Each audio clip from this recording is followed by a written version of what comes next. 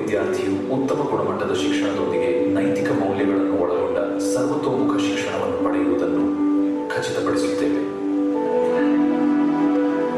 Shri Sathya Sai university for human excellence ಈ ಹಿಂದೆ ವಂಚಿತ ಸಮುದಾಯಗಳ ಮಕ್ಕಳಿಗೆ ಊಹಿಸಲು ಸಾಧ್ಯವಾಗದ ಬಾಗಿಲುಗಳನ್ನು ತೆರೆಯುತ್ತದೆ.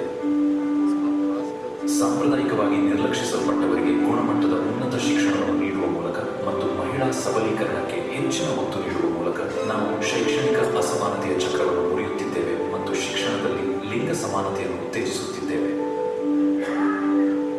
ನಮ್ಮ ವಿಶ್ವವಿದ್ಯಾನಿಲಯದಲ್ಲಿ ವಿದ್ಯಾರ್ಥಿಗಳು ಶಿಕ್ಷಣದ ಮೂಲಕ ಪ್ರತಿಯೊಂದು ಆಯಾಮದಲ್ಲೂ ಬೆಳೆಯುತ್ತಾರೆ.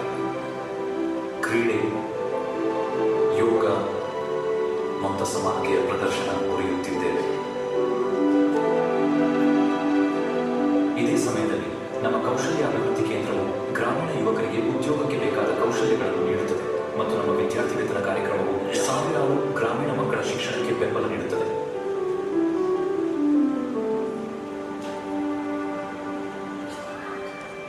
ಸಬಲೀಕರಣದ ಕಡೆಗೆ ನಮ್ಮ ಬದ್ಧತೆಯು ಯುನೈಟೆಡ್ ಸ್ಟೇಟ್ಸ್ ಮತ್ತು ಭಾರತದಲ್ಲಿನ ಸಂಸ್ಥೆಗಳಿಗೂ ಪ್ರದರ್ಶಿಸಲ್ಪಟ್ಟಿದೆ. ಇದು ಅಕಳವಿದ್ಯೆಯ ಸಮುದಾಯಗಳ ಯುವಕರಿಗೆ ಡಿಜಿಟಲ್ ಆರ್ಥಿಕತೆಗೆ ಅಗತ್ಯವಿರುವ ಕೌಶಲ್ಯಗಳನ್ನು ಪಡೆಯಲು ಸಹಾಯ ಮಾಡುತ್ತದೆ, ಅವರ ಜೀವನವನ್ನು ಪರಿವರ್ತಿಸುತ್ತದೆ ಮತ್ತು ಅವರ ಸಮುದಾಯಗಳನ್ನು ಉನ್ನತೀಕರಿಸುತ್ತದೆ. ನಮ್ಮ ಕ್ಯಾಂಪಸ್ಗಳು ಜಗತ್ತು ಒಂದು ಉದ್ದೇಶಕ್ಕಾಗಿ ಒಂದಾಗುವ ಸ್ಥಳವೂ ಆಗಿದೆ. ನಾವು ಹಂಚಿಕೊಳ್ಳುವ ಸಾಮಾನ್ಯ ಗುರಿಗೆ ತಮ್ಮ ಹೆಸರು ಮತ್ತು ಉಪಸ್ಥಿತಿಯನ್ನು ನೀಡುವ ಪ್ರಸಿದ್ಧ ವ್ಯಕ್ತಿಗಳು ಮತ್ತು ಕ್ರೀಡಾ ದಿಗ್ಗಜರನ್ನು ಸ್ವಾಗತಿಸುತ್ತದೆ. ಸುಲಭವಾಗಿ ಸಿಗುವ ವೈದ್ಯಕೀಯ ಶಿಕ್ಷಣದ ನಮ್ಮ ದೃಷ್ಟಿಕೋನವು 2023ರಲ್ಲಿ ನನಸಾಗಿ ಪ್ರಧಾನಮಂತ್ರಿ ಶ್ರೀ ನರೇಂದ್ರ ಮೋದಿಯವರು ಭಾರತದ ಮೊದಲ ಉಚಿತ ಖಾಸಗಿ ಗ್ರಾಮೀಣ ವೈದ್ಯಕೀಯ ಕಾಲೇಜಾದ Shri Madhusudan Sai institute of medical sciences and research ಅನ್ನು ಉದ್ಘಾಟಿಸಿದರು. ಈ ಸಂಸ್ಥೆಯು ನಮ್ಮ ಸಮಾಜದ ವಂಚಿತ ವರ್ಗದವರಿಗೆ ಸೇವೆ ಸಲ್ಲಿಸಲು ಸಮರ್ಪಿತರಾದ ಉದಾತ್ತ ಮನಸ್ಸಿನ ಆರೋಗ್ಯ ವೃತ್ತಿಪರರನ್ನು ಪೋಷಿಸುವ ಗುರಿಯನ್ನು ಹೊಂದಿದೆ. ನಮ್ಮ ಆರೋಗ್ಯ ರಕ್ಷಣೆಯ ಧ್ಯೇಯವು ಕೇವಲ ಕಾಯಿಲೆಗೆ ಚಿಕಿತ್ಸೆ ನೀಡುವುದನ್ನು ಮೀರಿದೆ. ಸುಲಭವಾಗಿ ಸಿಗುವ ವೈದ್ಯಕೀಯ ಆರೈಕೆಯಲ್ಲಿ ನಿರ್ಣಾಯಕ ಅಂತರವನ್ನು ಕಡಿಮೆ ಮಾಡಲು ನಾವು ಪರಿಹಾರಗಳನ್ನು ರೂಪಿಸುತ್ತಿದ್ದೇವೆ ಮತ್ತು ನಮ್ಮ ವೆಲ್ನೆಸ್ ಸೆಂಟರ್ಗಳು, ಆಸ್ಪತ್ರೆ ವಾಹನಗಳು ಮತ್ತು ಮಲ್ಟಿಸ್ಪೆಷಾಲಿಟಿ ಸೌಲಭ್ಯಗಳ ಜಾಲದ ಮೂಲಕ ನಾವು ವಂಚಿತ ಗ್ರಾಮೀಣ ಸಮುದಾಯಗಳಿಗೆ ನೇರವಾಗಿ ಉಚಿತ ಆರೋಗ್ಯ ರಕ್ಷಣೆಯನ್ನು ತಲುಪಿಸುತ್ತೇವೆ. ಮುನ್ನೆಚ್ಚರಿಕೆಯ ಆರೈಕೆಯಿಂದ ಹಿಡಿದು ಸಂಕೀರ್ಣ ಶಸ್ತ್ರಚಿಕಿತ್ಸೆಗಳವರೆಗೆ ನಮ್ಮ ಆಸ್ಪತ್ರೆಗಳಲ್ಲಿ ಯಾವುದೇ ಬಿಲ್ಲಿಂಗ್ ಕೌಂಟರ್ಗಳಿಲ್ಲ. 2016ರಿಂದ ಯಾರನ್ನೂ ಹಿಂದೆ ಬಿಡಬಾರದು ಎಂಬ ಏಕೈಕ ಗುರಿಯೊಂದಿಗೆ ನಾವು ಜಗತ್ತಿನಾದ್ಯಂತದ ಸಮುದಾಯಗಳಿಗೆ ಸೇವೆ ಸಲ್ಲಿಸಲು ಭಾರತದ ಆಚೆಗೂ ವಿಸ್ತರಿಸಿದ್ದೇವೆ.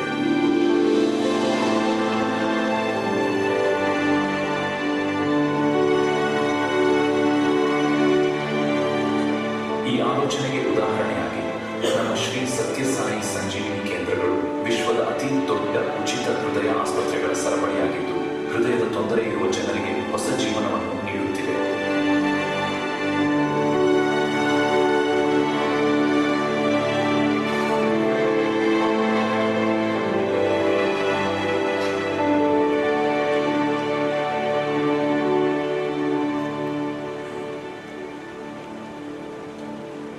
ಮತ್ತು ವಿಶ್ವಾದ್ಯಂತ ನಿರಂತರವಾಗಿ ಹೆಚ್ಚುತ್ತಿರುವ ಅಗತ್ಯತೆಗಳೊಂದಿಗೆ ಎಲ್ಲರಿಗೂ ಸುಲಭವಾಗಿ ಸಿಗುವ ಆರೋಗ್ಯ ರಕ್ಷಣೆಗೆ ನಮ್ಮ ಸಮರ್ಪಣೆಯನ್ನು ಪ್ರದರ್ಶಿಸುವ 600 ಹಾಸಿಗೆಗಳ ಸೌಲಭ್ಯದೊಂದಿಗೆ ನಾವು ನಮ್ಮ ಆರೋಗ್ಯ ರಕ್ಷಣೆಯ ಉಪಕ್ರಮಗಳನ್ನು ವಿಸ್ತರಿಸಿದ್ದೇವೆ.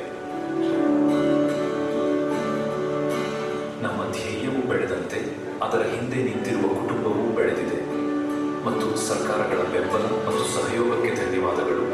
ಜಾಗತಿಕ ಸಂಸ್ಥೆಗಳು ಮತ್ತು ಪ್ರತಿಯೊಂದು ವಲಯದ ನಾಯಕರು ನಮ್ಮ ತಲುಪುವಿಕೆ ಮತ್ತು ನಮ್ಮ ಪ್ರಭಾವವು ವಿಸ್ತರಿಸುತ್ತಲೇ ಇದೆ. ವಿಶ್ವಸಂಸ್ಥೆಯ ಸುಸ್ಥಿರ ಅಭಿವೃದ್ಧಿ ಗುರಿಗಳ ಪ್ರಗತಿಗೆ ಕೊಡುಗೆ ನೀಡುತ್ತಿರುವುದಕ್ಕೆ ನಾವು ಹೆಮ್ಮೆ ಪಡುತ್ತೇವೆ. ಹಸಿವು ಮತ್ತು ಬಡತನವನ್ನು ಕೊನೆಗಾಣಿಸುವುದರಿಂದ ಹಿಡಿದು ಗುಣಮಟ್ಟದ ಶಿಕ್ಷಣ ಮತ್ತು ಉತ್ತಮ ಆರೋಗ್ಯದವರೆಗೆ ಉತ್ತಮ ಭವಿಷ್ಯದ ಜಂಟಿ ಭರವಸೆಯಲ್ಲಿ ನಾವು ಈ ಗುರಿಗಳಿಗಾಗಿ ಕೆಲಸ ಮಾಡುತ್ತೇವೆ. ಆದರೆ ಪ್ರತಿಯೊಂದು ಕಾರ್ಯಕ್ರಮ ಮತ್ತು ಪ್ರತಿಯೊಂದು ಮೈಲಿಗಲ್ಲಿನ ಹಿಂದೆ ಒಂದೇ ಒಂದು ಏಕೀಕೃತ ಆಲೋಚನೆ ಇದೆ. ಒನ್ ವರ್ಲ್ಡ್ ಒನ್ ಫ್ಯಾಮಿಲಿ ವಿಶ್ವ ಸಾಂಸ್ಕೃತಿಕ ಉತ್ಸವದಲ್ಲಿ ನಮ್ಮ ಹಂಚಿಕೆಯ ಮಾನವೀಯತೆಯನ್ನು ಆಚರಿಸಲು 100 ದಿನಗಳ ಅವಧಿಯಲ್ಲಿ 100 ದೇಶಗಳು ಒಟ್ಟಿಗೆ ಸೇರಿದವು. ಇದು 2 ಗಿನ್ನೆಸ್ ವಿಶ್ವ ದಾಖಲೆಗಳನ್ನು ಗಳಿಸಿತು ಮತ್ತು 2025ರ ವಿಶ್ವ ಧರ್ಮ ಶೃಂಗಸಭೆಯಲ್ಲಿ ಆಧ್ಯಾತ್ಮಿಕ ನಾಯಕರು ಒಟ್ಟುಗೂಡಿದಾಗ ಅದು ನಮ್ಮನ್ನೆಲ್ಲ ಒಟ್ಟಿಗೆ ಜೋಡಿಸುವ ಸಾಮಾನ್ಯ ನೈತಿಕ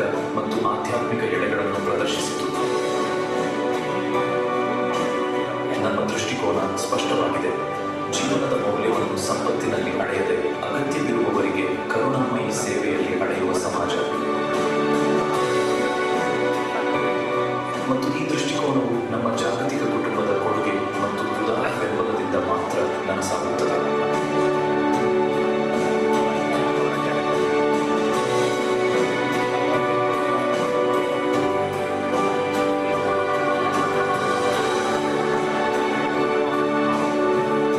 ಕೊನೆಗೆ ನಾವೆಲ್ಲರೂ ಒಂದು ಜಗತ್ತು, ಒಂದು ಕುಟುಂಬ.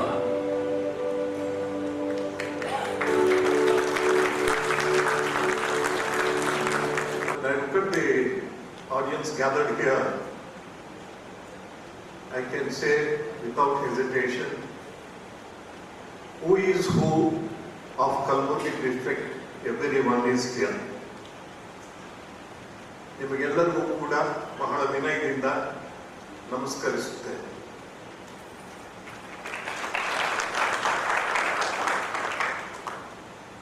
ನಮೇ ಪಾರ್ಥಾಸ್ತಿ ಕರ್ತವ್ಯಂ ತ್ರಿಷು ಲೋಕೇಶು ಕಿಂಚನ ನಾನವಾಪ್ತಮವಾಪ್ತವ್ಯಂ ವರ್ತ ಏವ ಚ ಕರ್ಮಣಿ ಎಂಬುದಾಗಿ ಭಗವಾನ್ ಶ್ರೀಕೃಷ್ಣ ಭಗವದ್ಗೀತೆಯಲ್ಲಿ ಘೋಷಿಸಿದ್ದಾರೆ. ಸಾಕ್ಷಾತ್ ಪರಮಾತ್ಮ ಮಾನವ ರೂಪದಲ್ಲಿ ಅವತಾರಿ ಪುರುಷನಾಗಿ ಜನಿಸಿದಾಗ ಆತ ಹೇಳ್ತಕ್ಕಂಥ ಈ ಮಾತು, ನನಗೆ ಈ ಮೂರು ಲೋಕಗಳಲ್ಲಿಯೂ ಕರ್ತವ್ಯ ಎಂಬತಕ್ಕಂಥದ್ದು ಏನೂ ಇಲ್ಲ. ನಾನು ಗಳಿಸಬೇಕಾದದ್ದು ಏನೂ ಇಲ್ಲ, ಗಳಿಸದೇ ಇರುವುದು ಏನೂ ಇಲ್ಲ. ಆದರೆ ನಾನು ನಿರಂತರವಾಗಿ ಕರ್ಮದಲ್ಲಿ ತೊಡಗಿರುತ್ತೇನೆ ಎಂಬುದಾಗಿ ಭಗವಾನ್ ಶ್ರೀಕೃಷ್ಣ ಹೇಳಿದಂಥ ಇಂಥ ಒಂದು ಮಹಾನ್ ಆದರ್ಶದ ಅವರ ಒಂದು ಪಾದದ ಗುರುತುಗಳಲ್ಲಿ ಸಾವಿರಾರು ಮಂದಿ ನಮ್ಮ ಪುಣ್ಯಭೂಮಿ ತ್ಯಾಗಭೂಮಿಯಾದಂಥ ಭಾರತದಲ್ಲಿ ಮಹಾತ್ಮರು, ಸಾಧು ಸಂತರು, ದಿವ್ಯ ಪುರುಷರು, ಅವಧೂತರು ಚಲಿಸಿ ಅದೇ ಪಾದದ ಗುರುತುಗಳಲ್ಲಿ ಚಲಿಸಿದ್ದಾರೆ. ಇದು ನಮ್ಮ ದೇಶದ ಪುರಾತನವಾದಂಥ ಒಂದು ಮಹಾನ್ ಒಂದು ಸಂಸ್ಕೃತಿಯ ಭಗವಾನ್ ಶ್ರೀ ಸತ್ಯ ಸಾಯಿ ಬಾಬಾರವರು ನಮ್ಮ ಒಂದು ಸಮಕಾಲೀನರಾಗಿ ಜಗತ್ತಿನಿಂದ ಎಲ್ಲ ದೇಶಗಳಿಂದ ಕೋಟ್ಯಾಂತರ ಅನುಯಾಯಿಗಳನ್ನು, ಭಕ್ತರನ್ನು ಆಕರ್ಷಿಸಿದ್ದು ಇತಿಹಾಸದಲ್ಲಿ ನಮ್ಮ ಸಮಕಾಲೀನ ಅಧ್ಯಾಯದಲ್ಲಿ ಬಹಳ ಒಂದು ಪ್ರಮುಖವಾದ ಘಟ್ಟವಾಗಿದೆ. ಸತ್ಯ ಸಾಯಿಬಾಬಾರವರು 2011ರಲ್ಲಿ ತಮ್ಮ ದೇಹತ್ಯಾಗ ಮಾಡಿದ ಮೇಲೆ ಅವರ ಕೋಟ್ಯಾಂತರ ಭಕ್ತ ಸಮೂಹದಿಂದ, ಸಹಸ್ರಾರು ವಿದ್ಯಾರ್ಥಿ ಸಮೂಹದಿಂದ ಸದ್ಗುರು ಮನ್ಸೂರ್ ಸಾಯಿ ಅವರನ್ನು ತಮ್ಮ ಒಂದು ಅಭಿಯಾನವನ್ನು, ಧರ್ಮಸ್ಥಾಪನೆ ಮತ್ತು ಸೇವಾ ಅಭಿಯಾನವನ್ನು ಜಗತ್ತಿನಲ್ಲಿ ಮುಂದುವರಿಸಲು ಆಯ್ಕೆ ಮಾಡಿಕೊಂಡರು. ಅವರು ದೇಹತ್ಯಾಗ ಮಾಡಿದ ಮೇಲೂ ಕೂಡ ಸದ್ಗುರು ಶ್ರೀ ಮನ್ಸೂರ್ ಸಾಯಿ ಅವರ ಮೂಲಕ ತಮ್ಮ ಆದೇಶಗಳನ್ನು, ಆಜ್ಞೆಗಳನ್ನು ದೇಶ ವಿದೇಶಗಳಿಂದ ಸಹಸ್ರಾರು ಭಕ್ತರಿಗೆ ಕೊಟ್ಟು ಇವತ್ತು ಈ ಒಂದು ಅಭಿಯಾನ ಹೇಗೆ ನಡೀತಾ ಇದೆ ಎಂಬುದನ್ನು ಒಂದು ಸಣ್ಣ ಈ ಒಂದು ಪ್ರಾತ್ಯಕ್ಷಿಕೆಯ ಮೂಲಕ ತಾವೆಲ್ಲ ಕೂಡ ನೋಡಿದ್ದೀರಿ. ಇಲ್ಲಿ ಕಲಬುರಗಿ ಜಿಲ್ಲೆಗೆ ಬಹಳ ಹೆಮ್ಮೆಯ ವಿಷಯ ಅಂತ ಹೇಳಿದರೆ, ಸಾಯಿಬಾಬಾರವರು ದೇಹತ್ಯಾಗ ಮಾಡಿದ ಮೇಲೆ ಅವರು ಸ್ಥಾಪನೆ ಮಾಡಿದಂಥ ಮೊದಲನೆಯ ಸೇವಾ ಸಂಸ್ಥೆ ಈ ಕಲಬುರಗಿ ಜಿಲ್ಲೆಯಲ್ಲಿಯೇ ನಡೆಯಿತು ಎಂಬತಕ್ಕಂಥದ್ದು ಕಲಬುರಗಿ ಜಿಲ್ಲೆಗೆ ಬಹಳ ಹೆಮ್ಮೆಯ ವಿಷಯ. ಯಾಕೆ ಅಂದರೆ ನಿಮಗೇನು ಹೇಳಬೇಕಾಗಿಲ್ಲ, ಕಲಬುರಗಿ ದಕ್ಷಿಣ ಭಾರತದ ಹೃದಯ ಭಾಗದಲ್ಲಿದೆ ಮತ್ತು ದಕ್ಷಿಣ ಭಾರತದ ಸಂಸ್ಕೃತಿಯ ರಾಜಧಾನಿಯಾಗಿದೆ. ಇದನ್ನೇ ನಮಗಿಂತ ಮೊದಲು ಮಾತನಾಡಿದಂಥ ನಿಯೋಜಕರು ಹಲವು ರೀತಿಗಳಲ್ಲಿ ಅದನ್ನು ವರ್ಣನೆ ಮಾಡಿದ್ದಾರೆ. ನನಗೂ ಕೂಡ ಆಜ್ಞೆ ಮಾಡಿದಾಗ ಮೊಟ್ಟ ಮೊದಲಿಗೆ ಸದ್ಗುರುಗಳು ಇದು ಬಾಬಾರವರ ಆಜ್ಞೆ ಆಗಿದೆ. ನೀವು ಗುಲ್ಬರ್ಗಾಗೆ ಹೋಗಬೇಕು, ಅಲ್ಲಿ ನಮ್ಮ ಮೊದಲ ವಿದ್ಯಾಸಂಸ್ಥೆ ಬಾಬಾರವರು ತಮ್ಮ ದೇಹ ಸಮಾಪ್ತಿ ಆದಮೇಲೆ ನೀವು ಸ್ಥಾಪನೆ ಮಾಡಬೇಕು ಅಂತ ಹೇಳಿದಾಗ ನನಗೆ ತುಂಬ ಆಶ್ಚರ್ಯ ಆಯಿತು. ಯಾಕೆ ಅಂತ ಹೇಳಿದರೆ ಬಯಲುಸೀಮೆಯಲ್ಲಿ ಒಂದು ನಂಬಿಕೆ ಇದೆ, ಯಾರನ್ನಾದರೂ ಗುಲ್ಬರ್ಗ ಅಥವಾ ಬೀದರ್ ಕಳಿಸಿದ್ರು ಅಂತ ಹೇಳಿದರೆ ಅದೊಂದು ಪನಿಷ್ಮೆಂಟ್ ಟ್ರಾನ್ಸ್ಫರ್ ಅಂತ ಅಧಿಕಾರಿಗಳು ಸಾಮಾನ್ಯವಾಗಿ ತಿಳ್ಕೊಳ್ತಾರೆ. ಆಮೇಲೆ ನನಗೆ ಇಲ್ಲಿ ಬಂದ ಮೇಲೆ ಚೆನ್ನಾಗಿ ಅರ್ಥವಾಯಿತು, ಏಕೆ ಬಾಬಾರವರು ತಮ್ಮ ದೇಹ ತ್ಯಾಗ ಮಾಡಿದ ಮೇಲೆ ತಮ್ಮ ಒಂದು ಅಭಿಯಾನವನ್ನು, ಸೇವಾ ಅಭಿಯಾನವನ್ನು ಮುಂದುವರಿಸೋದಕ್ಕೆ ಯಾಕೆ ಕಲಬುರಗಿಯನ್ನೇ ಆರಿಸಿಕೊಂಡ್ರು ಎಂಬುದು ಇಲ್ಲಿ ಬಂದಲ್ಲಿ ನನಗೆ ಚೆನ್ನಾಗಿ ಗೊತ್ತಾಯಿತು. 2011ರಲ್ಲಿ ಸೆಪ್ಟೆಂಬರ್ 7ನೇ ತಾರೀಕು ನೀಲಾಂಬಿಕಾ ಕಲ್ಯಾಣ ಮಂಟಪದಲ್ಲಿ ಮೊಟ್ಟ ಮೊದಲನೇ ಬಾರಿಗೆ ನಾವು ಹೀಗೇನೆ ಸುಮಾರು 400 ಜನ ಭಕ್ತರು ಆ ದಿನ ಅಲ್ಲಿ ಸೇರಿದ್ದರು. ಬಹಳಷ್ಟು ಜನ ನಮ್ಮನ್ನು ಬಹಳ ಆತ್ಮೀಯವಾಗಿ ಬರಮಾಡಿಕೊಂಡರು ಮತ್ತು ಬಾಬಾರವರ ಆಜ್ಞೆಯಂತೆ ಸದ್ಗುರುಗಳು ನೀಡಿದಂಥ ಒಂದು ಆದೇಶದ ಪ್ರಕಾರ ನಾನು 3 ಘೋಷಣೆಗಳನ್ನು ಮಾಡಿದೆ. ಮೊದಲನೇದು, ಇದು ಸೆಪ್ಟೆಂಬರ್ 7ನೇ ತಾರೀಕು, ನವೆಂಬರ್ 23 ಬಾಬಾರವರ ಜನ್ಮದಿನ. 2011ರಲ್ಲಿ ಬಾಬಾರವರ ಜನ್ಮದಿನಕ್ಕಿಂತ ಮೊದಲು ಈ ಒಂದು ವಿದ್ಯಾಸಂಸ್ಥೆಯ ಒಂದು ಭೂಮಿ ಪೂಜೆ ಆಗುತ್ತೆ ಅಂತ ಘೋಷಣೆ ಮಾಡಿದೆ. ನನ್ನ ಮನಸ್ಸಿನಲ್ಲಿ ಸಂದೇಹ ಇತ್ತು, ನಾವು ಭೂಮಿಯನ್ನೇ ನೋಡಿಲ್ಲ, ಇನ್ನು ಭೂಮಿ ಪೂಜೆ ಇಂಥ ದಿವಸ ಅಂತ ಈಗಲೇ ಘೋಷಣೆ ಮಾಡಬೇಕಾಯ್ತಲ್ಲ ಅಂತ ಮನಸ್ಸಿನಲ್ಲಿ ಒಂದು ರೀತಿಯ ಹಿಂಜರಿಕೆ ಇದ್ದರೂ ಕೂಡ ಮಾಡಿದೆ. ಅವರ ಆಜ್ಞೆಯ ಪ್ರಕಾರ 2ನೇ ಘೋಷಣೆ 2012 ಜೂನ್ನಲ್ಲಿ ಒಂದು ಪ್ರೌಢಶಾಲೆ ಪ್ರಾರಂಭವಾಗುತ್ತೆ ಅಂತ ಘೋಷಣೆ ಮಾಡಿದೆ. 3ನೇ ಘೋಷಣೆ ಬಹಳ ಭವ್ಯವಾಗಿರ್ತಕ್ಕಂಥ ಒಂದು ಪಂಚಭುಜಾಕೃತಿಯ ಕಟ್ಟಡ 2012ರಲ್ಲಿ ಬಾಬಾರವರ ಜನ್ಮದಿನಕ್ಕಿಂತ ಮೊದಲು ಉದ್ಘಾಟನೆಯಾಗುತ್ತೆ. ಈ 3 ಘೋಷಣೆಗಳನ್ನು ಮಾಡಿದೆ. ಆದರೆ ಭಗವಂತನ ಒಂದು ಸಂಕಲ್ಪ, ಸದ್ಗುರು ಶ್ರೀ ಮಧುಸೂದನ್ ಸಾಯಿಯವರ ಆಶೀರ್ವಾದ ಮಾತ್ರವಲ್ಲದೆ ಪರಿಶ್ರಮ, ಇದರಿಂದ ಈ 3 ಘೋಷಣೆಗಳು ಕೂಡ ಕಾರ್ಯಗತವಾದವು. ಇದಕ್ಕೆ ನಮ್ಮ ಕಲಬುರಗಿ ಜಿಲ್ಲೆಯ, ಕಲಬುರಗಿ ನಗರದ ಅನೇಕ ಸ್ತ್ರೀ ಪುರುಷರು, ಆದರ್ಶವಾದಿಗಳು ಬಹಳಷ್ಟು ಬೆಂಬಲ ಪ್ರೋತ್ಸಾಹಗಳನ್ನು ನೀಡಿದರು. ಅದನ್ನು ನೆನೆಸ್ಕೊಂಡು ಅವರಿಗೆ ನಾನು ಪುನಃ ಕೃತಜ್ಞತೆಯನ್ನು ತಿಳಿಸೋದಕ್ಕೆ ಇಷ್ಟಪಡ್ತೆ. ಸದ್ಗುರು ಶ್ರೀ ಮಧುಸೂದನ್ ಸಾಯಿಯವರು ನಮ್ಮ ಮುಂಡಕ ಉಪನಿಷತ್ತಿನಲ್ಲಿ ಒಂದು ಮಾತಿದೆ, ಆತ್ಮರತಿ ಆತ್ಮಕ್ರೀಡಾ ಕ್ರಿಯಾವಾನ್ ಏಷ ಬ್ರಹ್ಮವಿದಾಂ ವರಿಷ್ಠ. ಭಗವಂತನನ್ನು ತಿಳಿದವರಲ್ಲಿ ಶ್ರೇಷ್ಠರಾದವರು ಯಾರು ಎಂಬತಕ್ಕಂಥ ಒಂದು ಪ್ರಶ್ನೆ. ಯಾಕೆ ನಮ್ಮ ಭಾರತ ದೇಶದ ಇತಿಹಾಸವನ್ನು ನೋಡುವಾಗ ಇಂಥವರು ಲಕ್ಷಾಂತರ ಮಂದಿ ದೈವ ಸಾಕ್ಷಾತ್ಕಾರ ಮಾಡಿಕೊಂಡು ಜನ್ಮ ಸಾರ್ಥಕತೆಯನ್ನು ಪಡೆದಂಥ ಮಹಾನುಭಾವರು ಎಷ್ಟೋ ಮಂದಿ ಇದ್ದಾರೆ, ಸ್ತ್ರೀ ಪುರುಷರು ಇದ್ದಾರೆ. ಆದರೆ ಇವರ ಪೈಕಿ ಶ್ರೇಷ್ಠವಾದ ವ್ಯಕ್ತಿ ಯಾರು? ಯಾಕೆ ಆತ್ಮ ಸಾಕ್ಷಾತ್ಕಾರ ಮಾಡಿಕೊಂಡ ಮೇಲೆ ಆ ವ್ಯಕ್ತಿಗೆ ಏನೂ ಬೇಕಾಗಿಲ್ಲ. ಆದ್ದರಿಂದ ಹೆಚ್ಚಿನವರು ನಮ್ಮ ಇತಿಹಾಸದಲ್ಲಿ ನೋಡಿದಾಗ ಅವರು ಎಲ್ಲೋ ಒಂದು ಆಶ್ರಮವನ್ನು ಸೇರಿಕೊಂಡು ಒಂದು ರೀತಿಯ ನಿವೃತ್ತಿಪರವಾದಂಥ ಜೀವನವನ್ನೇ ನಡೆಸುವುದನ್ನು ನಾವು ನೋಡ್ತೇವೆ. ಆದರೆ ಇದೇನೋ ಒಂದು ಹೊಸ ಆದರ್ಶ ಅಲ್ಲ, ಸ್ವಾಮಿ ವಿವೇಕಾನಂದರಿಂದ ಪ್ರಾರಂಭವಾದಂಥ ಒಂದು ಆದರ್ಶ ಅಲ್ಲ ಇದು. ಸಹಸ್ರಾರು ವರ್ಷಗಳಿಂದಲೇ ಉಪನಿಷತ್ನಲ್ಲಿ ಹೇಳ್ತಾರೆ, ಈ ದೇವರನ್ನು ತಿಳಿದವರ ಪೈಕಿ, ಬ್ರಹ್ಮವಿದರ ಪೈಕಿ ಸರ್ವಶ್ರೇಷ್ಠರು ಯಾರು? ಏಷಃ ಬ್ರಹ್ಮವಿದಾಂ ವರಿಷ್ಠ. ಯಾರು ಎಂಬುದಾಗಿ ಕೇಳಿದರೆ ಅವನು ಆತ್ಮರತನಾಗಿರ್ತಾನೆ, ಆತ್ಮಕ್ರೀಡನಾಗಿರ್ತಾನೆ ಮತ್ತು ಸತತ ಕ್ರಿಯಾವಂತನಾಗಿರುತ್ತಾನೆ. ಯಾಕೆ ಕ್ರಿಯಾವಂತನಾಗಿರುತ್ತಾನೆ?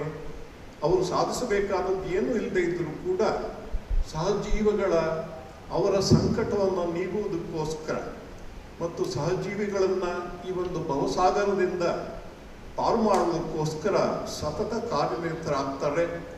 ನನ್ನ 80 ವರ್ಷಗಳ ಜೀವನದಲ್ಲಿ ಸತ್ಯಸಾಯಿ ಬಾಬಾರವರ ಜೊತೆಯಲ್ಲಿ ಸುಮಾರು 50 ವರ್ಷ ಅವರ ಜೊತೆಗೆ ಇದ್ದು ಸೇವೆ ಮಾಡ್ತಕ್ಕಂಥ ಮಹಾಭಾಗ್ಯ ಬಂದಾಗ ಇಂತಹ ನೂರಾರು ಜನ ಪುರುಷರು ಸ್ತ್ರೀಯರನ್ನು ನಾನು ನೋಡಿದ್ದೇನೆ.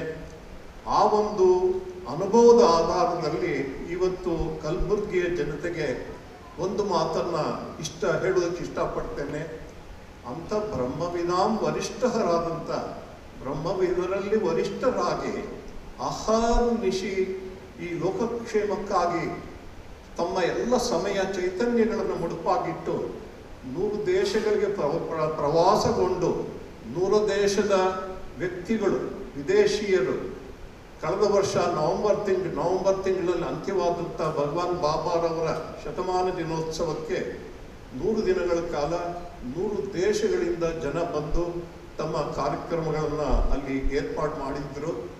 ಮತ್ತು 100 ದೇಶಗಳಲ್ಲಿ ಇವತ್ತು ಭಾರತ ದೇಶದಲ್ಲಿ ಕೇವಲ 15 ವರ್ಷಗಳಲ್ಲಿ ಆಗಿರ್ತಕ್ಕಂಥ ಒಂದು ಸೇವಾ ಕ್ರಾಂತಿ ಅಂತ ಹೇಳಿದರೆ 27 ವಿದ್ಯಾನಿವೇಶನಗಳು ಮುಖ್ಯವಾಗಿ ದಕ್ಷಿಣ ಭಾರತದಲ್ಲಿ ಕರ್ನಾಟಕ, ತಮಿಳುನಾಡು ಮತ್ತು ತೆಲಂಗಾಣದಲ್ಲಿ, ಮತ್ತು ಭಾರತದಾದ್ಯಂತ ಸುಮಾರು 15 ಆಸ್ಪತ್ರೆಗಳು, ವಿವಿಧ ರೀತಿಯ ಆಸ್ಪತ್ರೆಗಳು, ಮತ್ತು ಹೊರಗಿನ ದೇಶಗಳಲ್ಲಿ ಈ ಹಿಂದುಳಿದಂಥ ದೇಶ ಆದಂಥ ನೈಜೀರಿಯಾ ಆಗಿರ್ಬೋದು ಅಥವಾ ಶ್ರೀಲಂಕಾ ಮತ್ತು ಫಿಜಿ ದೇಶಗಳಲ್ಲಿ ಉಚಿತವಾದಂಥ ಆಸ್ಪತ್ರೆಗಳು, ಮತ್ತು ಪ್ರತಿ ಖಂಡದಲ್ಲಿ 2 ಕೇಂದ್ರಗಳು, ಜಗತ್ತಿನ ಪ್ರತಿ ಖಂಡದಲ್ಲಿ ಕಡಿಮೆ ಅಂತ ಹೇಳಿದರೆ 2 ಸೇವಾ ಮತ್ತು ಆಧ್ಯಾತ್ಮಿಕ ಕೇಂದ್ರಗಳನ್ನು ಸ್ಥಾಪನೆ ಮಾಡಿರ್ತಕ್ಕಂತಹ ಒಂದು ಮಹಾನ್ ಕಾರ್ಯ ಸದ್ಗುರು ಶ್ರೀ ಮಧುಸೂದನ್ ಸಾಯಿಯವರು ಇಲ್ಲಿಗೆ ಆಗಮಿಸಿದ್ದಾರೆ.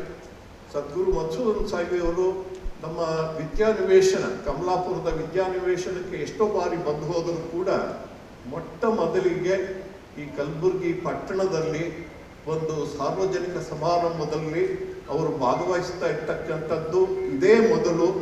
ನಾನು ನಿಮ್ಮೆಲ್ಲರ ಪರವಾಗಿ ಅವರಿಗೆ ಒಂದು ಸಾದರ ಸ್ವಾಗತವನ್ನು ಕೋರ್ತಾ ನನ್ನ ಪ್ರಾಸ್ತಾವಿಕ ಮಾತುಗಳನ್ನು ಮುಗಿಸ್ತೇನೆ. ಜೈ ಹಿಂದ್, ಜೈ ಕರ್ನಾಟಕ, ಜೈ ಸಾಯಿರಾಮ್. ನಮ್ಮ ಕಲಬುರಗಿ ಜಿಲ್ಲೆಯಲ್ಲಿ ನಡೆಯುತ್ತಿರುವ ಸೇವಾ ಚಟುವಟಿಕೆಗಳು ಮತ್ತು ಅವು ಹೇಗೆ ಜನಜೀವನದಲ್ಲಿ ಬದಲಾವಣೆಯನ್ನು ಮೂಡಿಸುತ್ತವೆ ಎಂಬುದನ್ನು ಪರಿಚಯಿಸುವಂತಹ ಒಂದು ಕಿರುಚಿತ್ರವನ್ನು ನೋಡೋಣ. Video please. ಶ್ರೀ ಸತ್ಯಸಾಯಿ ವಿದ್ಯಾನಿಕೇತನಂ 2012ರಲ್ಲಿ ಗುರುಕುಲವಾಗಿ ಆರಂಭವಾದ ಈ ಕ್ಯಾಂಪಸ್ 2019ರಲ್ಲಿ ಶ್ರೀ ಸತ್ಯಸಾಯಿ ಮಾನವ ಅಭ್ಯುದಯ ವಿಶ್ವವಿದ್ಯಾಲಯವಾಗಿ ಇಂದು ಸರ್ವಾಂಗೀಣ ಶಿಕ್ಷಣದ ಜೀವಂತ ಕೇಂದ್ರವಾಗಿ ಅರಳಿದೆ. 550ಕ್ಕೂ ಹೆಚ್ಚು ವಿದ್ಯಾರ್ಥಿಗಳು ಇಲ್ಲಿಂದ ಶಿಕ್ಷಣ ಪಡೆದು ಸಮಾಜದ ವಿವಿಧ ಕ್ಷೇತ್ರಗಳಲ್ಲಿ ತಮ್ಮದೇ ಆದ ಗುರುತನ್ನು ಮೂಡಿಸಿದ್ದಾರೆ. ಹಸಿರಿನಿಂದ ಆವೃತವಾದ ಈ ಸುಂದರ ಆವರಣದಲ್ಲಿ ಶಿಕ್ಷಣವು ಕೇವಲ ಪುಸ್ತಕಗಳಿಗೆ ಸೀಮಿತವಾಗಿಲ್ಲ. ಇಲ್ಲಿ ಜ್ಞಾನದೊಂದಿಗೆ ಸಂಸ್ಕಾರವೂ ಬೆಳೆಯುತ್ತದೆ, ಕೌಶಲ್ಯದೊಂದಿಗೆ ವ್ಯಕ್ತಿತ್ವವೂ ರೂಪುಗೊಳ್ಳುತ್ತದೆ. ಅತ್ಯಾಧುನಿಕ ಸ್ಮಾರ್ಟ್ ತರಗತಿಗಳು, ಸುಸಜ್ಜಿತ ಪ್ರಯೋಗಾಲಯಗಳು, ಕಾನ್ಫರೆನ್ಸ್ ಹಾಲ್ ಹಾಗೂ ಮಲ್ಟಿಮೀಡಿಯಾ ಕೇಂದ್ರಗಳು ವಿದ್ಯಾರ್ಥಿಗಳ ಕಲಿಕೆಯನ್ನು ಹೊಸ ಎತ್ತರಕ್ಕೆ ಕೊಂಡೊಯ್ಯುತ್ತವೆ. ಅದರ ಜೊತೆಗೆ ವಿಶಾಲವಾದ ಕ್ರಿಕೆಟ್ ಹಾಗೂ ಫುಟ್ಬಾಲ್ ಮೈದಾನಗಳು, ಬಾಸ್ಕೆಟ್ಬಾಲ್ ಮತ್ತು ವಾಲಿಬಾಲ್ ಅಂಗಣಗಳು ಪ್ರತಿಯೊಬ್ಬ ವಿದ್ಯಾರ್ಥಿಯ ದೈಹಿಕ, ಮಾನಸಿಕ ಹಾಗೂ ಬೌದ್ಧಿಕ ಬೆಳವಣಿಗೆಗೆ ಬಲ ತುಂಬುತ್ತವೆ. ಈ ಶಿಕ್ಷಣದ ನಿಜವಾದ ಅರ್ಥ ಇಲ್ಲಿಂದ ಹೊರಹೊಮ್ಮಿದ ವಿದ್ಯಾರ್ಥಿಗಳ ಬದುಕಿನಲ್ಲಿ ಕಾಣಿಸುತ್ತದೆ. ಆ ಪರಿವರ್ತನೆಯ ಜೀವಂತ ಉದಾಹರಣೆಯೇ ಮಹಾದೇವ್. ಚಿಕ್ಕ ವಯಸ್ಸಿನಲ್ಲೇ ತಾಯಿಯನ್ನು ಕಳೆದುಕೊಂಡಿದ್ದ ಆತ ಭರವಸೆಯನ್ನೇ ಕಳೆದುಕೊಂಡು ಈ ಕ್ಯಾಂಪಸ್ಗೆ ಬಂದಿದ್ದ. ಒಂದು ಕಾಲದಲ್ಲಿ ಇಂಗ್ಲಿಷ್ ಮಾತನಾಡುವುದಕ್ಕೂ ಹೆದರುತ್ತಿದ್ದ ಆ ಹುಡುಗ ಇಂದು ಆತ್ಮವಿಶ್ವಾಸದಿಂದ ಪದವಿ ಶಿಕ್ಷಣ ಪಡೆಯುತ್ತಾ 100 ಜನರ ಮುಂದೆ ನಿರರ್ಗಳವಾಗಿ ಮಾತನಾಡುತ್ತಿದ್ದಾನೆ. ಅವನ ಮಾತುಗಳಲ್ಲಿ ಈ ಸಂಸ್ಥೆಯ ಯಶಸ್ಸಿನ ಕಥೆ ಅಡಗಿದೆ. ರೂಪವಿಲ್ಲದ ಕಲ್ಲಿನಂತೆ ಬಂದ ನನಗೆ ಈ ಸಂಸ್ಥೆ ಬದುಕಿಗೆ ಒಂದು ಸುಂದರ ರೂಪ ನೀಡಿತು. Before joining in this institution, I thought that English is not my cup of tea. But today, I can say confidently that I can speak in front of thousands of people. Not because I was more confident, because I have that ability it given by my song. ಈ campus ಇದರ ಆವರಣದೊಳಗೆ ಮಾತ್ರ ಸೀಮಿತವಾಗಿಲ್ಲ.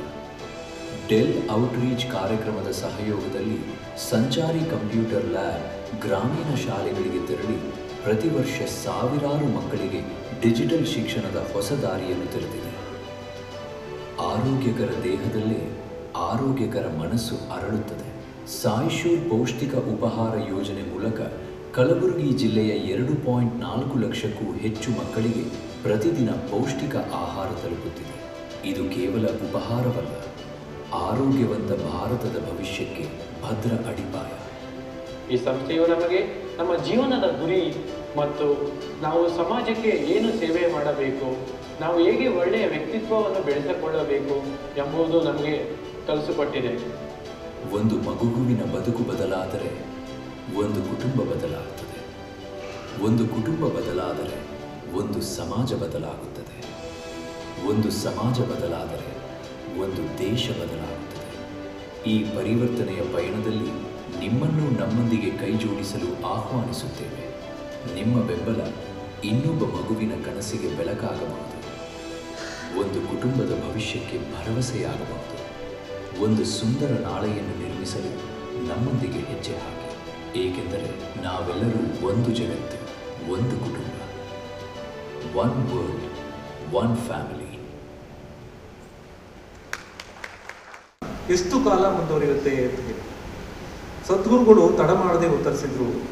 ವಿಶ್ವದ ಕೊನೆಯ ಹಳ್ಳಿಯಲ್ಲಿರುವಂತಹ ಕೊನೆಯ ಮಗುವಿಗೂ ಕೂಡ ಗುಣಮಟ್ಟದ ಶಿಕ್ಷಣ ಸಿಗುವವರೆಗೂ, ವಿಶ್ವದ ಕೊನೆಯ ಹಳ್ಳಿಯಲ್ಲಿ ಅಪೌಷ್ಟಿಕತೆಯಿಂದ ನರಳುತ್ತಿರುವಂತಹ ಮಗುವಿಗೆ ಪೌಷ್ಟಿಕ ಆಹಾರ ಸಿಗುವವರೆಗೂ ಮತ್ತು ವೈದ್ಯಕೀಯ ಸೇವೆಗಾಗಿ ಕಾಯುತ್ತಿರುವ ವಿಶ್ವದ ಕೊನೆಯ ನಿರ್ಗತಿಕ ರೋಗಿಗೂ ಅತ್ಯುತ್ತಮವಾದಂತಹ ಕರುಣಾಪೂರಿತ ಆರೋಗ್ಯ ಸೇವೆ ಸಿಗುವವರೆಗೂ ನಮ್ಮ ಮಿಷನ್ ಮುಂದುವರಿಯುತ್ತದೆ ಎಂಬ ಉತ್ತರವನ್ನು ಕೊಟ್ಟು, ನಮ್ಮ ಶಿಕ್ಷಣ ಸಂಸ್ಥೆಗಳ ಮುಖ್ಯ ಉದ್ದೇಶ ಅರ್ಹ ಮತ್ತು ಅಗತ್ಯವಿರುವಂತಹ ಮಕ್ಕಳನ್ನು ಗುರುತಿಸಿ ಅವರಿಗೆ ಗುಣಮಟ್ಟದ ಶಿಕ್ಷಣ ಮತ್ತು ಸಂಸ್ಕಾರವನ್ನು ನೀಡಿ ಅವರ ಜೀವನದಲ್ಲಿ ಜ್ಞಾನದ ಬೆಳಕನ್ನು ಬೆಳಗಿಸಿ ಮುಂದೆ ಅವರು ಮತ್ತಷ್ಟು ಜನರ ಬದುಕನ್ನು ಬೆಳಗಿಸುವಂತಹ ದೀಪಗಳ ಹಾಗೆ ರೂಪಿಸುವುದು. ಇಂತಹ ನಮ್ಮೆದುರು ಒಂದು ಮಹೋನ್ನತ ಶಿಕ್ಷಣ ವ್ಯವಸ್ಥೆಯ ಫಲಾನುಭವಿಗಳಲ್ಲಿ ಒಬ್ಬ ಸೋದರ ಮಹದೇವ್ ನಮ್ಮನ್ನು ಕುರಿತು ಮಾತನಾಡಲಿದ್ದಾನೆ. ಪ್ರೀತಿ, ಶಿಕ್ಷಣ ಮತ್ತು ನಿಸ್ವಾರ್ಥ ಸೇವೆ ಒಬ್ಬ ವ್ಯಕ್ತಿಯ ಬದುಕನ್ನು ಹೇಗೆ ಸಂಪೂರ್ಣವಾಗಿ ಪರಿವರ್ತಿಸಬಲ್ಲದು ಎಂಬುದಕ್ಕೆ ಮಹದೇವ್ ಜೀವಂತ ಸಾಕ್ಷಿಯಾಗಿದ್ದಾನೆ. ಈಗ ಮಹದೇವ್ ನಮ್ಮನ್ನು ಕುರಿತು ಮಾತನಾಡಿದ್ದಾನೆ. ಬೆಟ್ಟದ ತುದಿಯಲ್ಲಿ ಹುಟ್ಟಿದ ವೃಕ್ಷಕ್ಕೆ ಕಟ್ಟೆಯನ್ನು ಕಟ್ಟಿ ನೀರೆರೆದವರು ಯಾರು? ಅಡವಿ ಒಳಗಿನ ಪ್ರಾಣಿ ಪಕ್ಷಿಗಳಿಗೆ ಅಡಿ ಅಡಿಗೆ ಆಹಾರವಿಟ್ಟವರು ಯಾರು? ಓಂ ಶ್ರೀ ಸಾಯಿರಾಮ್. ಮೊಟ್ಟ ಮೊದಲಿಗೆ ಸದ್ಗುರು ಶ್ರೀಮದ್ ಸುಧನ್ ಸಾಯಿಯವರ ಪಾದಾರುಂದಗಳಲ್ಲಿ ನನ್ನ ಭಕ್ತಿಪೂರ್ವಕ ಪ್ರಣಾಮಗಳನ್ನು ಸಲ್ಲಿಸುತ್ತೇನೆ. ಇಲ್ಲಿ ಆಗಮಿಸಿರುವ ಎಲ್ಲ ಅತಿಥಿಗಳಿಗೂ ಹಿರಿಯರಿಗೂ ನನ್ನ ಪ್ರೀತಿಯ ನಮಸ್ಕಾರಗಳು. ನನ್ನ ಹೆಸರು ಮಹಾದೇವ್. ನಾನು ಕಮಲಾಪುರ ತಾಲೂಕಿನ ನವನಿಹಾಳ ಗ್ರಾಮದಿಂದ ಬಂದಿದ್ದೇನೆ. ಪರ್ಷಿಯಾದ ಪ್ರಸಿದ್ಧ ಕವಿ ಜಲಾಲುದ್ದೀನ್ ರೂಮಿ ಹೇಳ್ತಾರೆ, the wound is the place where the light enters you. ಇದನ್ನು ನಾನು ಯಾವ ರೀತಿಯಾಗಿ ತಿಳಿದುಕೊಂಡಿದ್ದೇನೆ ಅಂದರೆ, ಯಾವಾಗ ನಮ್ಮ ಜೀವನದಲ್ಲಿ ಕಷ್ಟಗಳು ಬರುತ್ತವೋ ಆಗ ದೇವರು ನಮ್ಮ ಜೀವನಕ್ಕೆ ಪ್ರವೇಶಿಸುತ್ತಾನಂತೆ. ನಾನು ಚಿಕ್ಕವನಿದ್ದಾಗಲೇ ನನ್ನ ತಾಯಿಯನ್ನು ಕಳೆದುಕೊಂಡೆ. ಅಂದಿನಿಂದ ಇಂದಿನವರೆಗೂ ಕೂಡ ನನ್ನ ತಂದೆ ನನ್ನ ತಾಯಿಯ ಒಂದು ಅಗಲಿಕೆ ನೆನಪಿನಲ್ಲೇ ಇರುತ್ತಾರೆ. ನಮ್ಮ ತಾಯಿ ನಮ್ಮೊಂದಿಗಿದ್ದಾಗ ನಮ್ಮ ಜೀವನ ತುಂಬ ಚೆನ್ನಾಗಿತ್ತು. ಆದರೆ ಒಂದು ದಿನ ನನ್ನ ತಾಯಿ ನನ್ನ ತಂಗಿ, ತಮ್ಮ ಮತ್ತು ನನ್ನನ್ನು ಕರೆದು ನಮ್ಮ ಹತ್ತಿರ ಚೆನ್ನಾಗಿ ಮಾತನಾಡಿಸಿ ನಮಗೆ ಚಹಾ ಬಿಸ್ಕೆಟನ್ನು ತಿನ್ನಿಸಿ ನಮಗೆ ಒಂದಿಷ್ಟು ಹಣವನ್ನು ಕೊಟ್ಟು ಅಂಗಡಿಗೆ ಕಳುಹಿಸಿದಳು. ಅಂಗಡಿಗೆ ಹೋಗಿ ಹಿಂತಿರುಗಿ ಬರುವಷ್ಟರಲ್ಲೇ ಮನೆಯ ಕಷ್ಟಗಳನ್ನು ತಡೆಯಲಾರದೆ ಮೈ ಮೇಲೆ ಸೀಮೆ ಎಣ್ಣೆಯನ್ನು ಸುರಿದುಕೊಂಡು ಮೈಗೆ ಬೆಂಕಿಯನ್ನು ಹಚ್ಚಿಕೊಂಡು ತೀರಿಕೊಂಡಳು. ನನ್ನ ತಾಯಿಯ ಮರಣದ ನಂತರ ನಾನು ನನ್ನ ಅಜ್ಜಿಯ ಮನೆಯಲ್ಲೇ ಉಳಿದುಕೊಂಡು ಶಾಲೆಗೆ ಹೋಗ್ತಾ ಇದ್ದೆ. ನನ್ನ ತಲೆಗೆ ಒಂದು ಅಕ್ಷರವೂ ಕೂಡ ಹತ್ತಲಿಲ್ಲ. ಯಾಕೆಂತಂದ್ರೆ ನನ್ನ ಸುತ್ತಲೂ ಇದ್ದಂಥ ನನ್ನ ಸಂಬಂಧಿಕರು ನೀನು ಓದಿ ದೊಡ್ಡ ವ್ಯಕ್ತಿ ಆಗಬೇಕು ಅಂತ ಹೇಳುವವರಿಗಿಂತ ಹೆಚ್ಚಾಗಿ ಇವನು ಏನು ಓದ್ತಾನೆ, ಇವನು ಶಾಲೆಗೆ ಹೋಗೋದಿಲ್ಲ ಬಿಡೋದಿಲ್ಲ, 6ನೇ 7ನೇ ಓದ್ತಿದ್ದಾನೆ, ಅವನ ಹೆಸರು ಅವನಿಗೆ ಬರೆಯಲು ಬರುವುದಿಲ್ಲ, ನಮ್ಮ ಮಕ್ಕಳು ಇನ್ನೂ 4ನೇ 3ನೇ ಓದ್ತಿದ್ದಾರೆ, ಅವರಿಗೆ ಅವ್ರ ಹೆಸರು ಅವ್ರು ಬರೀತಾರೆ, ಸ್ವಲ್ಪ ಕನ್ನಡ ಆದರೂ ಓದ್ತಾರೆ, ಇವನಿಗೆ ಏನು ಬರೋದಿಲ್ಲ, ಮುಂದೊಂದು ದಿವಸ ಇವನು ಇಲ್ಲೇ ದನಗಳನ್ನ ಕಾಯ್ಕೊಂಡಿರ್ತಾನೆ ಅಂತ ಈ ರೀತಿ ಚುಚ್ಚು ಮಾತುಗಳನ್ನ ಆಡ್ತಾ ಇದ್ರು. ಈ ಮಾತುಗಳು ಕೇಳಿದಾಗಲೆಲ್ಲ ಮನಸ್ಸಲ್ಲಿ ತುಂಬಾ ನೋವಾಗ್ತಾ ಇತ್ತು. ಕುತ್ಕೊಂಡು ಯೋಚನೆ ಮಾಡಿಕೊಂಡು ಅಳ್ತಾ ಇದ್ದೆ. ಈ ಮಾತುಗಳು ನನ್ನ ಮೇಲೆ ಎಷ್ಟು ಮಟ್ಟಿಗೆ ಪ್ರಭಾವ ಬೀರಿದವು ಎಂದರೆ, ಒಂದು ದಿವಸ ನಾನು ನಿರ್ಧಾರ ಮಾಡಿಬಿಟ್ಟೆ, ಹೌದು ಅವ್ರು ಹೇಳೋದು ನಿಜ ಐತೆ, ನನಗೇನು ಬರೋದಿಲ್ಲ, ನಾನು ಶಾಲೆ ಕಲಿತೀನಿ ಅಂದ್ಕೊಂಡಿದ್ದೇನೆ, ನಾನು ಶಾಲೆ ಏನೂ ಕಲಿಯಲ್ಲ, ನನಗೇನು ಬರಲ್ಲ ಅಂತ ಹೇಳಿ ನಿರ್ಧಾರ ಮಾಡಿಬಿಟ್ಟು ಶಾಲೆಗೆ ಹೋಗೋದು ಬೇಡ ಅಂತ ಹೇಳಿ ಶಾಲೆ ಬಿಟ್ಬಿಟ್ಟು ಮನೆಯಲ್ಲಿದ್ದಂಥ ದನಗಳನ್ನ ಮೇಯಿಸ್ಕೊಂಡು ಬರ್ತಾ ಇದ್ದೆ. ಹೊಲಕ್ಕೆ ಹೋಗಿ ಕೆಲಸನ ಮಾಡ್ತಾ ಇದ್ದೆ. ಸಂಪೂರ್ಣವಾಗಿ ಓದೋದ್ರ ಮೇಲೆ ಆಸಕ್ತಿನೇ ಕಳೆದುಕೊಂಡ್ಬಿಟ್ಟೆ. ಇದನ್ನೆಲ್ಲ ತಿಳಿದಂಥ ನನ್ನ ತಾಯಿಯ ಕುಟುಂಬದವರು ನಿಮಗೆ ಹೀಗೆ ಬಿಟ್ಟರೆ ಭವಿಷ್ಯ ಹಾಳಾಗುತ್ತದೆ ಎಂದು ನನಗೆ ಅವ್ರ ಮನೆಗೆ ಕರೆದುಕೊಂಡು ಬಂದರು. ಆಗ ನನ್ನ ಮಾವ ಗುಲ್ಬರ್ಗ ಕಮಲಾಪುರ ತಾಲೂಕಿನ ನವನಿಹಾಳ ಗ್ರಾಮದಲ್ಲಿರುವ ಸತ್ಯಸಾಯಿ ಸಂಸ್ಥೆಯಲ್ಲೇ ಕೆಲಸ ಮಾಡ್ತಾರೆ. ಅವರು ನನ್ನನ್ನು ಸ್ವಾಮಿಯ ಸಂಸ್ಥೆಗೆ ಸೇರಿಸಬೇಕೆಂದು ವಾರ್ಡನ್ ಅವರಿಗೆ ಒಂದು ಸೀಟ್ಗಾಗಿ ಕೇಳಿದರು. ಆಗ ಅವರು ಆಯಿತು ಅಂತ ಹೇಳಿ ನನಗೆ ಇಂಟರ್ವ್ಯೂಗೆ ಕರೆದರು. ಇಂಟರ್ವ್ಯೂಗೆ ಹೋದಂಥ ಸಂದರ್ಭದಲ್ಲಿ ನನಗೊಂದು ಪತ್ರ ಬರೆಯಲು ಹೇಳಿದರು. ಆಗ ನನಗೆ ಕನ್ನಡ ಸ್ವಲ್ಪ ಓದಲಿಕ್ಕೆ ಬರ್ತಿತ್ತು, ಆದರೆ ಒಂದು ಚೂರು ಬರೆಯೋಕ್ಕೆ ಬರ್ತಾ ಇರಲಿಲ್ಲ. ಇನ್ನು ಇಂಗ್ಲೀಷ್ ವರ್ಡ್ ಸ್ಪೆಲ್ಲಿಂಗು ಕೂಡ ನನಗೆ ಗೊತ್ತಿರಲಿಲ್ಲ. ಆಗ ಅವರೇ ಒಂದು ಪತ್ರವನ್ನು ಬರೆದು ಮುದ್ದೇನಹಳ್ಳಿಗೆ ಕಳುಹಿಸಿದರು. ಸ್ವಾಮಿಯವರ ಒಂದು ಅನುಗ್ರಹದಿಂದ ನಾನು 9ನೇ ತರಗತಿಗೆ ಬಡ ಮತ್ತು ಹಳ್ಳಿ ಮಕ್ಕಳಿಗಾಗಿಯೇ ಇರುವ ಪೂಜ್ಯ ಶ್ರೀ ಮಡಿಯಾಳ್ ನಾರಾಯಣ್ ಭಟ್ ಅಣ್ಣನವರ ಸ್ಕಾಲರ್ಶಿಪ್ನಲ್ಲಿ ನಾನು ಸಂಸ್ಥೆಗೆ ಸೇರಿದೆ. ಮಡಿಯಾಳ್ ನಾರಾಯಣ್ ಭಟ್ ಅಣ್ಣನವರು ನಮ್ಮ ಸಂಸ್ಥೆಯ ಸ್ಥಾಪಕರು. ನಾನು ಸಂಸ್ಥೆಗೆ ಸೇರಿದಂಥ ಸಂದರ್ಭದಲ್ಲಿ ನನ್ನಲ್ಲಿ ಎಷ್ಟು ಭಯ ಇತ್ತು ಎಂದರೆ, ಟೀಚರ್ಸು ವಾರ್ಡನವರು ಎಷ್ಟೇ ಪ್ರೀತಿಯಿಂದ ಮಾತನಾಡಿಸಿದ್ರು ಕೂಡ ಅವ್ರು ಅಲ್ಲಿ ಬರ್ತಾ ಇದ್ರೆ ನಾನು ಇಲ್ಲಿಂದ ಓಡೋಗ್ಬಿಡ್ತಾ ಇದ್ದೆ. ಯಾಕೆಂತಂದ್ರೆ ಅವ್ರ ಮುಂದೆ ನಿಂತ್ಕೊಂಡು ಮಾತಾಡೋಕ್ಕೂ ಕೂಡ ನನ್ನ ಹತ್ರ ಧೈರ್ಯ ಇರಲಿಲ್ಲ. ಇನ್ನು ಕ್ಲಾಸಲ್ಲಿ ಟೀಚರ್ಸ್ ಬಂದ್ರೆ ಅಂತೂ ಎದೆ ಬಡಿತ ಜೋರಾಗ್ತಾ ಇತ್ತು. ಯಾಕೆಂತಂದ್ರೆ ಏನು ಪ್ರಶ್ನೆ ಕೇಳ್ಬಿಡ್ತಾರೋ, ಪ್ರಶ್ನೆ ಕೇಳಿದ್ರೆ ನಾನು ಉತ್ತರ ಹೇಳಿಲ್ಲ ಅಂತಂದ್ರೆ ಅವ್ರು ಏನು ತಿಳ್ಕೊಂಡ್ಬಿಡ್ತಾರೋ, ಫ್ರೆಂಡ್ಸ್ ಏನು ತಿಳ್ಕೊಂಡ್ಬಿಡ್ತಾರೋ, ಏನು ಬರಲ್ಲ ಅನ್ಕೊಂಡ್ಬಿಡ್ತಾರೋ ಅಂತ ಹೇಳಿ ಪ್ರತಿ ದಿವಸನೂ ಕೂಡ ಭಯ ಪಡ್ತಾ ಇದ್ದೆ. ಇನ್ನು ಎಕ್ಸಾಮ್ ಬಂದರೆ ಅಂತೂ ನಿದ್ರೇನೆ ಬರ್ತಾ ಇರಲಿಲ್ಲ. ಯಾಕಂದರೆ ಫೇಲ್ ಆಗ್ಬಿಡ್ತೀನಿ ಅನ್ನೋ ಭಯನೇ ಕಾಡ್ತಾ ಇತ್ತು. ಇನ್ನು ರಿಸಲ್ಟ್ ಬಂದಾಗ ಎಲ್ಲ ಹುಡುಗರು 93, 94 ಮಾರ್ಕ್ಸ್ನ ನೋಡಿದ್ರೆ ನಾನು ದೇವ್ರೆ ಅಟ್ಲೀಸ್ಟ್ ಈ ಸಲ ಆದರೂ ಎಲ್ಲ ಸಬ್ಜೆಕ್ಟ್ ಪಾಸ್ ಆಗಿದ್ದೀನಪ್ಪ ಅಂತ ಹೇಳಿ ರಿಸಲ್ಟ್ ನೋಡ್ತಾ ಇದ್ದೆ. ಯಾಕಂತಂದರೆ ನಾನು ಎಷ್ಟೇ ಓದಿದ್ರು ಕೂಡ ಎಕ್ಸಾಮ್ ಹಾಲಲ್ಲಿ ಹೋಗಿ ಆ ಪ್ರಶ್ನೆ ಪತ್ರಿಕೆ ಕೈಯಲ್ಲಿ ಹಿಡಿದ ತಕ್ಷಣ ಆ ಭಯದಲ್ಲಿ ಎಲ್ಲ ಮರ್ತ್ಕೊಂಡ್ಬಿಟ್ಟು ಏನೇನೋ ಬರ್ದು ಬಂದ್ಬಿಡ್ತಾ ಇದ್ದೆ. ಕೊನೆಗೆ ಫೇಲ್ ಆಗಿಬಿಡ್ತಾ ಇದ್ದೆ. ಇಷ್ಟು ಭಯ ನನಗೆ ಕಾಡ್ತಾ ಇತ್ತು. ಆದರೆ ಈ ಭಯವೆಲ್ಲ ನಿಧಾನವಾಗಿ ಹೋಗಲಾರಂಭಿಸಿತು. ನನಗೆ ಎಂಥ ಶಿಕ್ಷಕರು ಸಿಕ್ಕಿದ್ದಾರೆ ಅಂತಂದರೆ, ಪ್ರತಿ ಸರನು ನನ್ನ ಅಳ್ಕೊಂಡು ನನ್ನ ಕೈಲಿಂದ ಓದೋಕ್ಕಾಗಲ್ಲ, ನಾನು ಇನ್ನು ಮುಂದೆ ಓದೋದೇ ಬೇಡ ಅಂತ ಅಳ್ಕೊಂಡು ಕುಂತಾಗ್ಲಿಲ್ಲ ಅವ್ರನ್ನ ಕರೆದು ಹೇಳ್ತಾ ಇದ್ರು, ನೋಡು ಮಹಾದೇವ್, ಇವತ್ತು ನಿನ್ನ ಸಂಸ್ಥೆಗೆ ಬಂದಿದೆಯಾ ಅಂತಂದ್ರೆ ಅದು ನಿನ್ನಿಂದ ಅಲ್ಲಪ್ಪ, ಅದು ಸ್ವಾಮಿಯವ್ರು ನಿನಗೆ ಇಲ್ಲಿ ಕರೆಸ್ಕೊಂಡಿದ್ದಾರೆ. ನೀನಷ್ಟೇ ಅಲ್ಲ, ಇಲ್ಲಿ ನಮ್ಮ ಸಂಸ್ಥೆಯಲ್ಲಿ ಇರ್ತಕ್ಕಂಥ ಪ್ರತಿಯೊಬ್ಬರು ಕೂಡ ಸ್ವಾಮಿಯವರ ಅನುಗ್ರಹದಿಂದನೇ ನಾವು ಇಲ್ಲಿ ಇರೋದು. ಅವರೆಲ್ಲ ನಿನ್ನ ನೋಡ್ಕೋತಾರೆ, ಅವ್ರು ನಿಮ್ಗೆ ಇಲ್ಲಿ ಕರೆಸ್ಕೊಂಡಿದ್ದಾರೆ ಅಂದ್ರೆ ನಿನ್ ಮುಂದೆ ಚೆನ್ನಾಗಿ ಓದ್ತಿಯಾಕೋಣ, ಧೈರ್ಯದಿಂದ ಇರು ಅಂತ ಹೇಳಿ ಪ್ರತಿ ಸರು ನನಗೆ ಇದೇ ರೀತಿ ಧೈರ್ಯವನ್ನು ನೀಡ್ತಾ ಇದ್ರು. ಅವ್ರು ಹೇಳಿದಂತೆಯೇ ನಾನು ಕೂಡ ಮುಂದೆ ಚೆನ್ನಾಗಿ ಓದಲಾರಂಭಿಸಿದೆ. ಮುಂದೆ ನನ್ನ 10ನೇ ತರಗತಿಯನ್ನ ಉತ್ತಮ ಅಂಕಗಳೊಂದಿಗೆ ಪಾಸಾದೆ. ಮುಂದೆ ನಾನು PUCಗೆ ಇಂಗ್ಲಿಷ್ ಮೀಡಿಯಂಗೆ ಸೇರ್ಬೇಕಾಗಿತ್ತು. ಇಂಗ್ಲಿಷ್ ಒಂದು ಸಬ್ಜೆಕ್ಟನ್ನೇ ಕಷ್ಟಪಟ್ಕೊಂಡು ಬಾಯ್ಹಾಟ್ ಮಾಡಿಕೊಂಡು ಪಾಸ್ ಆಗ್ತಾ ಇದ್ದೆ. ಅಂಥದ್ರಲ್ಲಿ ಇವಾಗ ಎಲ್ಲ ವಿಷಯಗಳನ್ನ ಇಂಗ್ಲೀಷಲ್ಲಿ ಓದೋದಂತಂದ್ರೆ ಅದು ಸ್ವಲ್ಪ ದಿವಸದಲ್ಲೇ ನಾನು ತಿಳಿದ್ಬಿಡ್ತು, ಇದು ಕಷ್ಟದ ಕೆಲಸ, ನಮ್ಮ ಕೈಲಿಂದ ಆಗಲ್ಲ, ನಾನು ಸುಮ್ಮನೆ ಸಂಸ್ಥೆನ ಬಿಟ್ಟು ಹೋಗ್ಬಿಡೋಣ, ಮನೇಲಿ ಹೋಗಿ ಮೊದಲು ಏನು ಮಾಡ್ತಿದ್ನೋ ಅದೇ ಕೆಲಸ ಮಾಡೋಣ ಅಂತ ಹೇಳಿ ನಿರ್ಧರಿಸ್ಬಿಟ್ಟೆ. ಆದರೆ ನಿಜ ಹೇಳಬೇಕು ಅಂತಂದರೆ ಮನಸ್ಸಲ್ಲಿ ಸ್ವಾಮಿ ಸಂಸ್ಥೆನ ಬಿಟ್ಟು ಹೋಗೋದಕ್ಕೆ ಒಂದು ಚೂರು ಕೂಡ ಇಷ್ಟ ಇರಲಿಲ್ಲ. ಈ ಇಂಗ್ಲಿಷ್ಗೆ ಭಯ ಪಟ್ಕೊಂಡು ಸ್ವಾಮಿ ಸಂಸ್ಥೆನ ಬಿಟ್ಟು ಹೋಗ್ಬೇಕು ಅನ್ಕೊಂಡಿದ್ದೆ. ಆದರೆ ಸ್ವಾಮಿಯವರು ಯಾವಾಗಲೂ ಹೇಳುವ ಹಾಗೆ, ನೀವು ಒಂದು ಹೆಜ್ಜೆ ನನ್ನ ಕಡೆಗೆ ಬರಲು ತೆಗೆದುಕೊಂಡ್ರೆ ನಾನು 100 ಹೆಜ್ಜೆಗಳನ್ನು ನಿಮ್ಮ ಕಡೆ ಬರಲು ತೆಗೆದುಕೊಳ್ಳುತ್ತೇನೆ ಎನ್ನುವ ರೀತಿಯಲ್ಲಿ ನಾನು ಒಂದು ನಿರ್ಧಾರ ಮಾಡಿಬಿಟ್ಟೆ. ಇವತ್ತು ನಾನು ಈ ಇಂಗ್ಲಿಷ್ಗೆ ಭಯ ಪಟ್ಕೊಂಡು ಸ್ವಾಮಿ ಸಂಸ್ಥೆನ ಬಿಟ್ಟೋಗ್ಬಿಟ್ರೆ ನನ್ನಂತೆ ಇನ್ನು ಎಷ್ಟೋ ವಿದ್ಯಾರ್ಥಿಗಳು ಕಷ್ಟಪಟ್ಟು ಕಡು ಬಡತನದಿಂದ ಕೊನೆಗೆ ಸ್ವಾಮಿ ಸಂಸ್ಥೆಗೆ ಸೇರಿರ್ತಾರೆ. ಅವರು ಕೂಡ ನನ್ನಂತೆ ಈ ಇಂಗ್ಲಿಷ್ಗೆ ಭಯ ಪಟ್ಕೊಂಡು ಸ್ವಾಮಿ ಸಂಸ್ಥೆನ ಬಿಟ್ಟೋಗ್ಬಿಟ್ರೆ ಎಷ್ಟು ವಿದ್ಯಾರ್ಥಿಗಳ ಭವಿಷ್ಯವೇ ಹಾಳಾಗುತ್ತದೆ.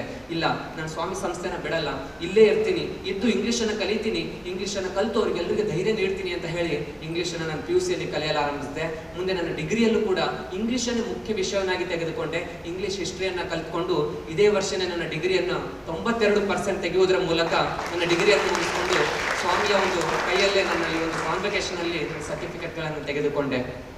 ಇವತ್ತು ನಾನು ತುಂಬ ಖುಷಿಯಾಗಿದ್ದೇನೆ.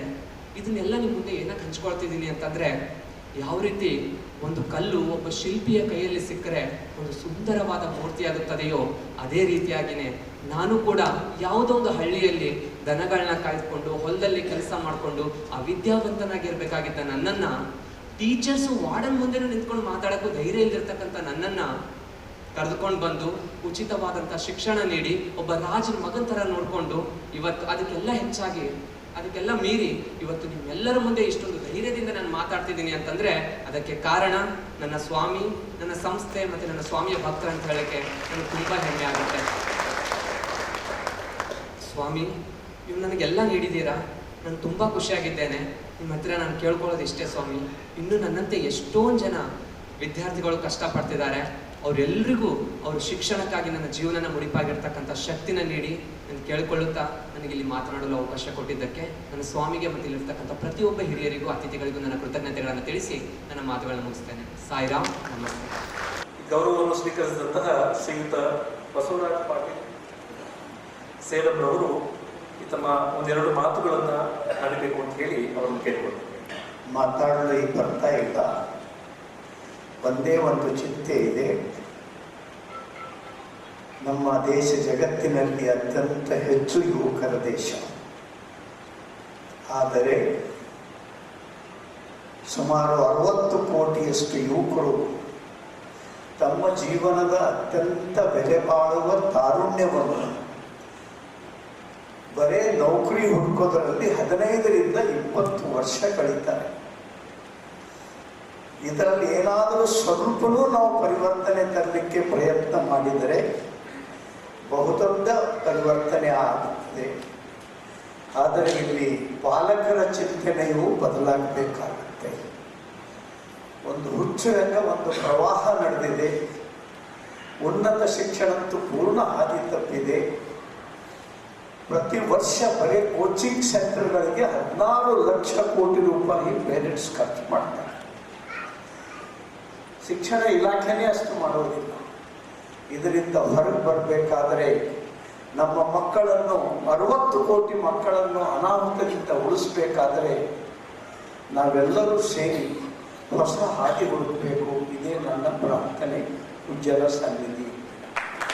ಶ್ರೀ ಸಂಜೀವ್ ಗುಪ್ತಾರವರು ನಾಗೇಶ್ವರ್ ವೆಲ್ಫೇರ್ ಸೊಸೈಟಿ ಶಿಕ್ಷಣ ಸಂಸ್ಥೆಗಳ ಮೂಲಕ ಸಾವಿರಾರು ವಿದ್ಯಾರ್ಥಿಗಳಿಗೆ ಶಿಕ್ಷಣ, ಕೋವಿಡ್-19 ಸಂದರ್ಭದಲ್ಲಿ ಆಹಾರ ಮತ್ತು ಔಷಧ ವಿತರಣೆ ಹಾಗೂ ಅನೇಕ ಸಮಾಜ ಸೇವಾ ಚಟುವಟಿಕೆಗಳಲ್ಲಿ ಭಾಗಿಯಾಗಿದ್ದಾರೆ. ಶ್ರೀಯುತರು ಶ್ರೀ ಸತ್ಯಸಾಯಿ ವಿದ್ಯಾನಿಕೇತನ ಮತ್ತು Shri Sathya Sai university for human ಎಕ್ಸಲೆನ್ಸ್ನ ಚಟುವಟಿಕೆಗಳಲ್ಲಿ ಸಕ್ರಿಯವಾಗಿ ಭಾಗವಹಿಸುತ್ತಿದ್ದಾರೆ. ಗೌರವವನ್ನು ಸ್ವೀಕರಿಸಿದ ಶ್ರೀಯುತ ಡಾಕ್ಟರ್ ಸಂಜೀವ್ ಗುಪ್ತಾ ಅವರನ್ನು ನಮ್ಮ ಸಂದೇಶವನ್ನು ನೀಡಬೇಕೆಂದು ಪ್ರಾರ್ಥಿಸುತ್ತೇನೆ. I express my heartfelt gratitude to Guruji for bestowing me with this honor and recognizing my services. The greatness of a man is not recognized, as Swamiji told in his discourse. The greatness of a man is not recognized by his health, wealth or fame, but his services, compassion and selfless services. Guruji is the symbol of compassion and selfless service to the humankind. So a couple of months back when I visited the school at Kamlapur, just I asked a simple questions to the Vice Chancellor.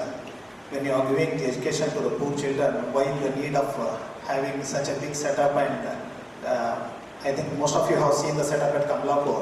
It is so posh. I don't think we can find such facilities even in the international schools also. I asked him why is the need of having so beautiful setup and why it is so posh. He told our Guruji's concept is Badavara Seve Badavagirbaru.